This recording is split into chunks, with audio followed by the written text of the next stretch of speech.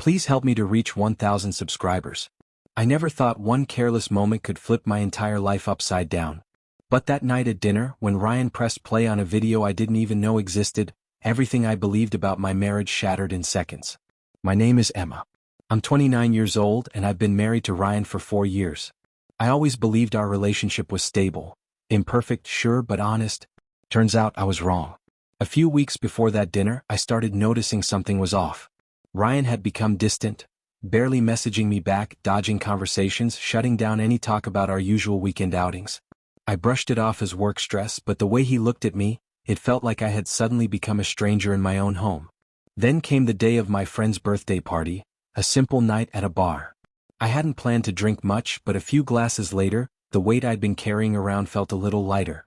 And that's when I saw him. Jason. An old college friend I hadn't seen in years.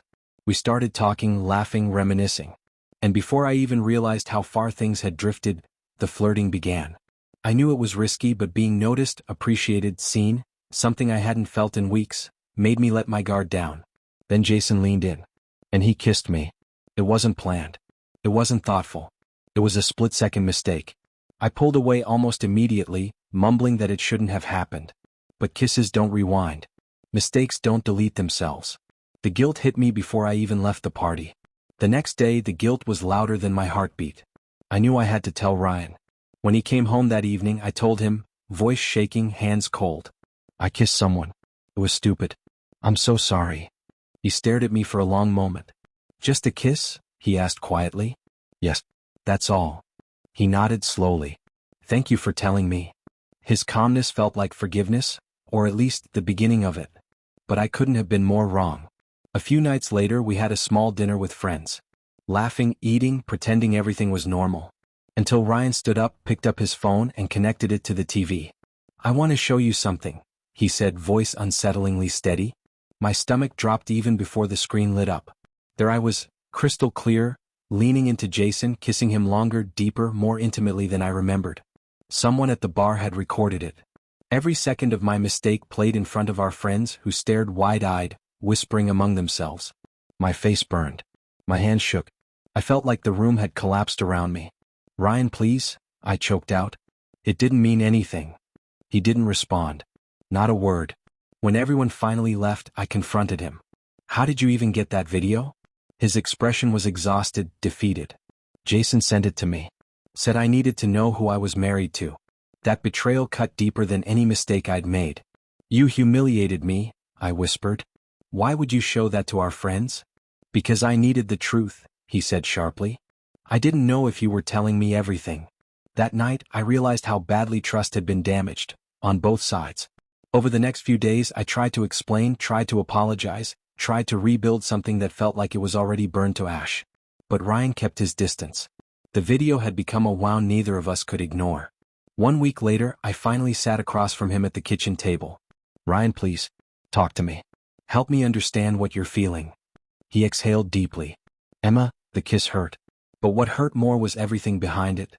You were lonely, upset, confused, and you didn't come to me. You acted like it wasn't serious. You didn't trust me enough to talk to me before any of this happened. My voice cracked. I was terrified of losing you. I thought hiding it would protect us. You should have trusted me, he whispered. For the first time, I saw how much pain he'd been carrying. But the worst wasn't over. Ryan then showed me the messages Jason had sent him, bragging about the kiss, mocking Ryan, threatening to send even more videos if Ryan didn't learn his place. Jason wasn't just a mistake. He was toxic. And he wanted to destroy what Ryan and I had left. That's when Ryan suggested couples therapy. At first, I hated the idea, exposing our darkest moment to a stranger. But eventually I agreed. Therapy didn't fix everything instantly.